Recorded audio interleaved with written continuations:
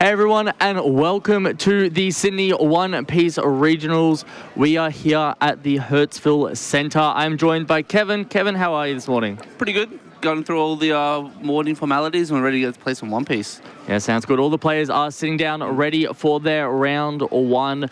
We have, I believe, 512 players, so it is a fully capped event, which means we'll be playing 9 rounds of Swiss, unless there is one undefeated, which is probably unlikely, but we'll see how the day goes. We just get ready to start round one. But this is exciting for me, Kevin, because this is our first time we get to play OP11 and commentate that for you guys, as well as this is one of the first events in the world where the new starter decks are legal. So obviously there's 6 brand new starter decks that came out. We got Bonnie, Blackbeard, Yamato, Buggy, Shanks, and Black Purple Luffy.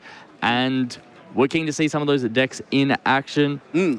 It's going to be exciting to see how the meta's been shaken up. It's going to be a lot of new techs. And yeah, we'll get into the gameplay straight away. Let's go ahead and start round one.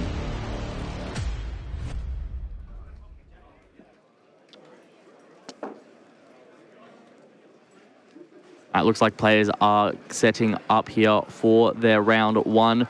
We have Anthony playing Green Jinbei, which is one of the new OP11 leaders. I am super keen to see how this goes. Fishmen have a lot of really strong cards that just really are underutilized. So it'll be cool to see how they all interact. And then we have Gabriel playing Green Bonnie, which was one of the decks that got some great support in the new structure deck. So I'm keen to show off all these cards for you. Yeah, 100%. It's going to be very interesting to see what cards were included. I know there were a lot of new cards that came in that weren't necessarily all going to be included, varying power levels. So it's interesting to see which ones were kept in, which ones weren't. And yeah, on the Jinbei side, those Jinbei cards were for a while just underutilized. They were very good. Slightly overstated, just had too much of a downside to them. But now with this new leader and with these new cards coming in as well, it'll be interesting to see whether or not it can be pushed up to that higher tier. For sure. And for those of you who do not know what the Jinbei leader does, let me pull that up on stream for you all. So Jinbei is a green Fishman and Straw Hat leaders. If you have 6 or less cards in your hand, set up to one of your Fishmen or Merfolk type characters and up to one of your Don as active at the end of your turn, which is a pretty cool effect. And it's unfortunately it only targets Fishmen and Merfolk, so we do have to have strong Fishmen and Merfolk cards. So we'll see what Anthony has cooked up for us. I'm really keen to see it. Yeah, definitely. There is a huge benefit to being able to reactivate a Don at the end of your turn. A lot of the events come into play. A lot of the general power level is for one Don you can get 3k power in a lot of these decks now. So it is the magic number of swinging in 2k above your opponent is kind of, when there's a Don up, it makes the math a little bit harder. So it definitely does make it more interesting and to see what does happen. So generally just a Don up and pass from both players. No one-drop Bonnie on the body side is a little bit rough, but we do see this Tashigi coming down. Tashigi is one of the really strong cards in green. It protects your board from being, or your green cards from being removed by your opponent's effect by resting itself. So quite a strong card, especially when a lot of green's strategy is to slam 8-cost kid, turn it sideways and kind of go, you can't kill me. So not being able to remove the 8-cost kid is quite strong. And green is a color with not too much removal.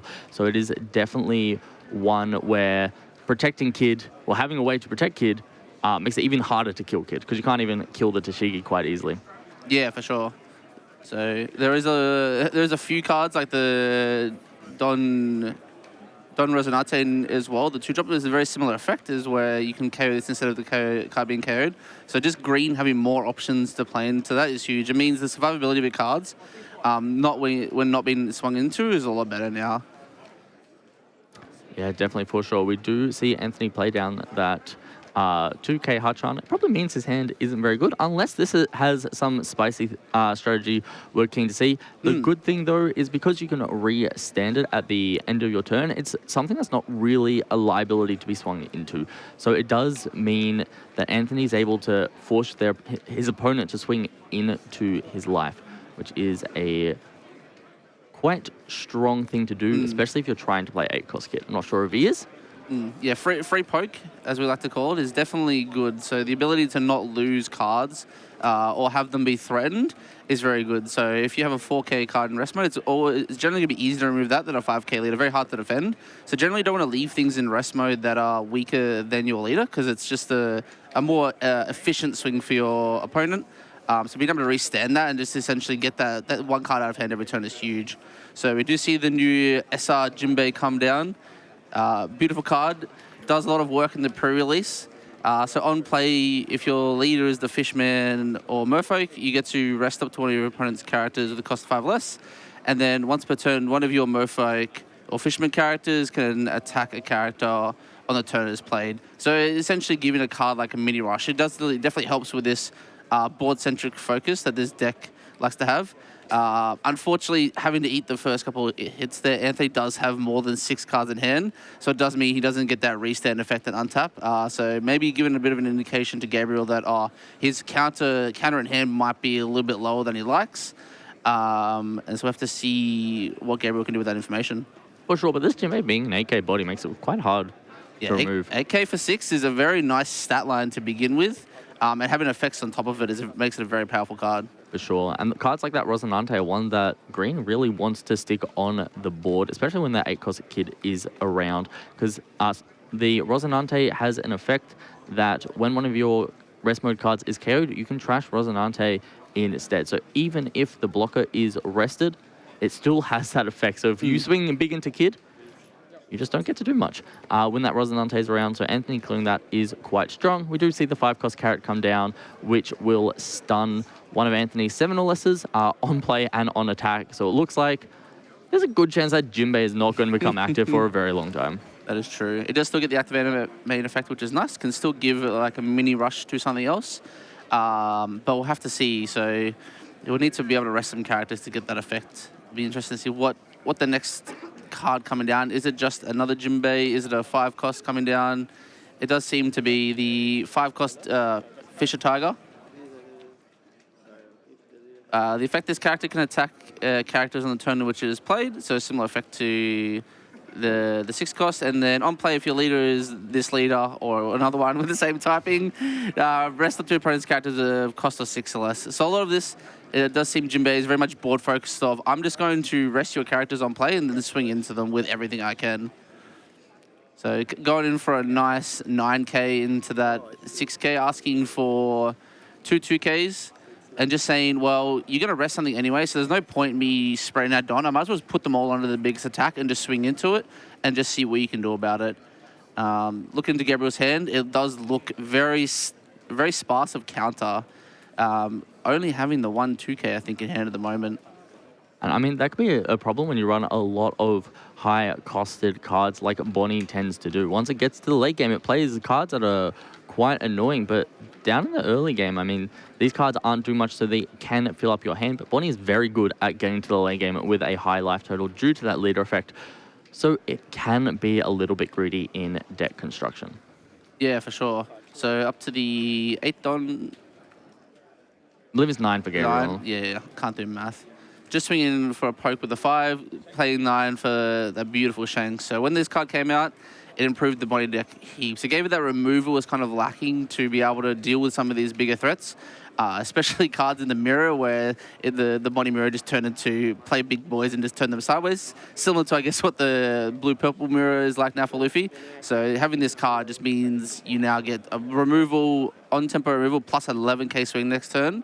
It's definitely...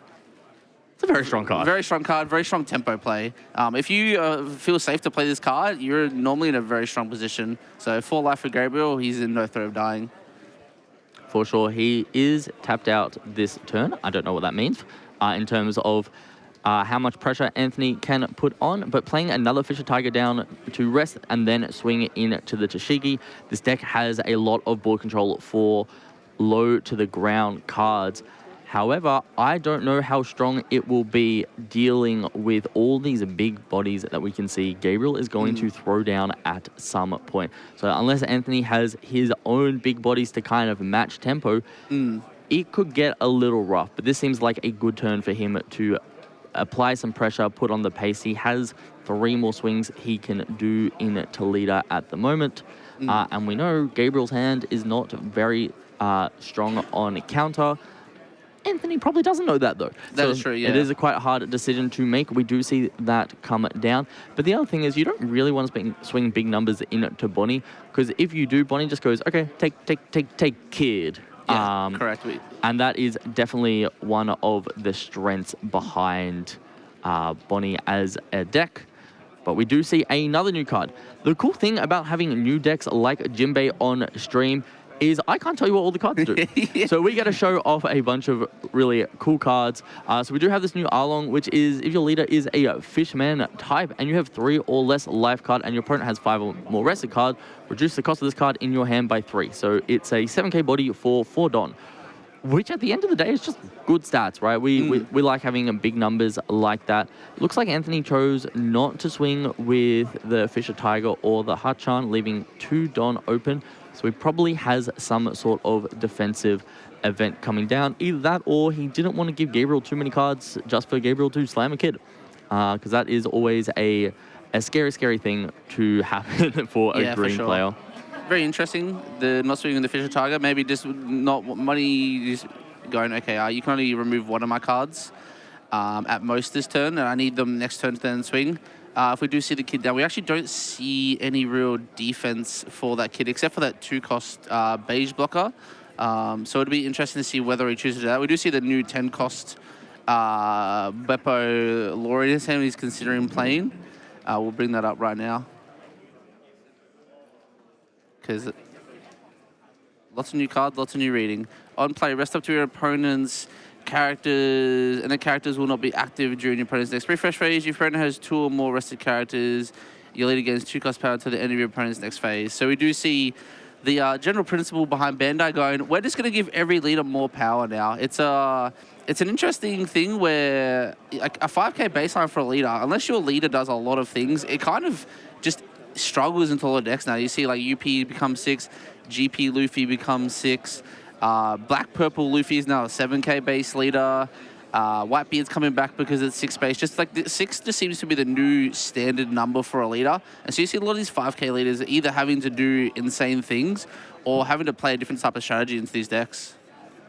Yeah, definitely. And Shanks also got a new 9-cost Shanks, which does give itself another 2k. So Bandai was like, let's make everyone 7k. You know, let's share the love. But I think one of the reasons Anthony chose not to swing last turn with that other Fisher Tiger was he was very worried of a 9-cost Shanks coming down and then a jam of the other 9-cost Shanks into the Fisher Tiger, pretty much removing his whole board. So it was quite a smart choice by Anthony. However, the problem was Gabriel had another choice. Yep. He wasn't locked into the 9-cost Shanks. He had the Lord Beppo. His leader's now a 7k. So it is quite a rough spot for Anthony to be in, but looks like he's eyeing off his own Lord Beppo, maybe stunning his opponent's Lord Beppo. I mean, it'll be a big body. I guess that is what green comes down to these days. For sure. He will get the 7k boost as well because he will have 2 rested characters, which is nice. So being 7k in return, the leader poke is kind of non-existent at that point. You don't have anything in rest mode that can be poked into. So essentially nullifying 2 attacks with 1 card is always a very good outcome in these green mirrors. But it definitely, the decks do run light on removal. It is definitely just the Shanks is like the premier removal for the deck. So it does just come down to, okay, at a certain point, we both have lots of characters on board. I'm going to just start loading up Don, and you just got to show me that you can get out of these swings. Otherwise, you do the same. Yeah, for sure. It is definitely a rough spot to be in if Gabriel has those Shankses and Anthony doesn't. Because this Lord Beppo was able to stun the Arlong next turn. And then if Anthony plays something, Gabriel can just play another Shanks to kill it and start swinging big into leader. So it definitely looks like the tempo is on his side. And whenever Gabriel leaves a Don up, just being able to pretty much pretend one of Anthony's characters does not exist is also just really strong and quite hard for Anthony to come back from. We'll see what he decides to do. It looks like he's playing 2 Don to slam down a Van Decken. This is one of Fishman's best card. Now, for those of you who do not know, this is a card from OP06 when the Arlong deck first came out, and I kind of love this. As a green law player, tried to make this work in green yellow law, but obviously I don't have enough Fishmen, but Jinbei has so many Fishmen. You may trash one Fishman type card from your hand or one the Arc Null from your hand or field, KO up to one of your opponent's rested characters. That's insane. That's a very I good didn't know card. this card existed. Yeah, it's a very good card. It shows how much Arlong I played against. Okay, sorry, that deck has a way better removal than just Shanks. Who needs Shanks when you have a 2-cost KO anything in rest mode? It is definitely very strong. However, the tax behind it is you do lose 2 cards in hand, and it's not a body on board. So while you do get to chuck a lot of Don behind the rest of your cards and swing big, I do think Gabriel just got essentially punished this turn for that. He's going to say, okay, we're going to remove this one card, get good tempo, play out a blocker, and just swing a few times into your leader and just go, okay, we're fast approaching the clock that is this game, that is coming down to who's going to just start swinging face and ignoring board.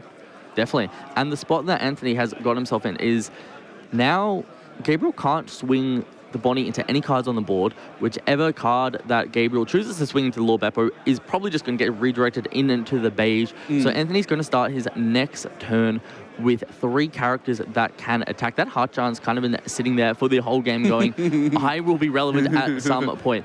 When's it my turn? Yeah, exactly. And because Gabriel only has 1 life and he can only stop one of the 4 potential attacks coming down next turn, it is a little bit rough for him, but he does have a lot of cards. Like this Lord Beppo, if he decides to play it, it means he doesn't get his leader effect. So Anthony can kind of just like load up Don and go, I'm down, I'm ready for this game. But versus if he decides to do something else, maybe he doesn't get the removal, he's eyeing off that 8-cost kid, but doesn't have too much defense. It's only really that beige, which isn't the best for the deck, because you really want to protect the 8-cost kid with the Corazon or with the Dashiki, which Anthony very timely removed in the early game. Yeah, for sure. It's definitely one of those things where in green you kind of do need to like front load these cards. Sometimes you don't really have everything is pretty cost efficient and fair in green for the most part. So being able to play one off the kid normally isn't enough in all of these matchups. You do need to have 2 or 3 of these blockers to then defend it efficiently. So he did try and get a little bit greedy to play them out early, and he did get play into it in the wrong deck where Jinbei just rests everything and KOs it anyway. So definitely the surprise factor of Jinbei coming through there where it's like, oh, I don't know what my opponent does. Oh, it's punishing me. Oh, no. Definitely. And that is one of the new cards from the Bonnie structure deck, that 2-cost Beige blocker, which is surprisingly good for all the green decks that want to play this card. It simply just says if you have 6 more rested cards on play, you got to draw 1, trash 1. And as I said before, this Bonnie deck is running a lot of bricks because it's able to get to the late game quite defensively, but sometimes those bricks are too many. So just that easy cycle makes it really good. It's essentially a blocker that replaces itself because this dead card in hand is never doing anything. We see the 11k swing come down, and Gabriel's potentially thinking, I don't know how much longer I can survive this kid's potential. There's still not too much counter in Gabriel's hand, so this kid's kind of a bluff on his end. It will be interesting to see everything. I guess every resting card does. If you want to rest the block, you do have to spend some amount of Don to do that. So it will be okay. Well, like, what is the number that's coming through after that straight into the kid? It's like, okay, cool, you've taken out the kid, but then like you're not swinging into my leader with very efficient numbers either. So it's like you have to find this balance between how much am I swinging into the kid for versus how much am I leaving behind to then do something else for the rest of my turn. So if I just spend the whole turn removing the kid, he plays another one, and he just swings 5-12 into my leader again. It's like, well, I've just lost 2 cards and again, no advantage on the board. It's a very tough spot to try and balance. For sure. And when you look at it, Anthony is on 2 life. And Gabriel has 2 really big bodies, and those are hard swings to counter out of. So Anthony has to play the game of, okay, well, I want to remove this kid quite badly because it's a really big body that can pressure me next turn, but I also can't invest too much Don in case his hand is just full of counter and I lose next turn no matter what I do. Yes. So it is quite hard, and it doesn't really matter how many blockers or Don Anthony leaves open because in the green mirror there's always Hody Jones. Hody Jones. There is always Hody Jones. Rest the Don, rest the character. Looks like Anthony is tapping 7. Maybe he's going down for his own Hody drones. Rest the Don plus rest the blocker. This is quite a risky play because Anthony is required to take the life, which does mean it is a lot easier for Gabriel to kill him next turn if this kid is not removed. However, if this kid is removed, then it's kind of 50-50. It's kind of like, all right, I'm just going to split between my Law and my Leader, which could still be too much for Anthony because he doesn't have too many cards in his hand. So it may come back to bite him. He's just going to go straight 11 into Kid. That's going to need basically 2 2Ks out of Gabriel's hand. We see 1 2K, and we see 2 1s get thrown down. 1-1, and he's got a couple other ones in his hand, so he's probably going to choose which one of these to throw down. Just looking at Anthony's hand there, it doesn't look like there is too many counter cards. In end of turn, we restand the Hody, restand the Don, and Gabriel gets to restand his entire board. A rough spot to be in. Anthony was probably just thinking, I don't really know what I can do here. There is the 10-cost Law Beppo. It would have been interesting whether protecting himself, stunning one of Gabriel's bodies and protecting himself for a turn so he has a bigger body to swing into Kid might be more beneficial. But that also just gives Gabriel a turn to go blocker, blocker, blocker, blocker, blocker, and play a lot more defense on this Kid. So I think it was kind of from Anthony's position. Look, I'm damned if I do, damned if I don't. Let's just see what happens. Yeah, for sure. I think Anthony was kind of in the position, well, this is my best out to winning the game. Sometimes it's not about prolonging the game. Sometimes it's about I need the best chance to win. If I have a 20% chance to win the game by doing this versus a 5% chance if I go another turn, you always just take that 20% chance, even if the game doesn't go as long as it could have with that 5% chance. For sure. Anthony did just take the 9K swing from Kid, counters out of the 7, and it looks like we're going to have an 18K. Oh no, we're just having an 11K swing from Law, but that is game 2. Gabriel Bonnie was able to outlast Jimbei, the other green deck.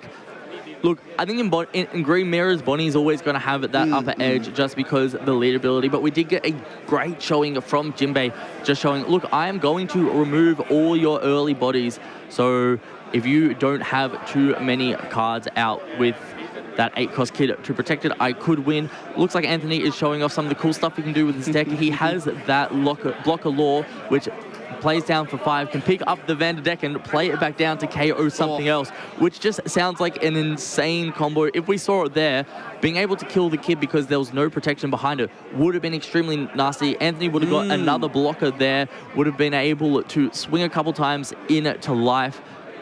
And that would have been nasty. Yeah, that would have been a huge That would have been the second one. a very big tempo swing. And even if you just saw another Vander deck, and I'm sure that's a 4 of in his deck. 100%. And not seeing, I don't think we saw Anthony play any searches there. Don't know if there is any Fishman searches, I'll be honest. Yep.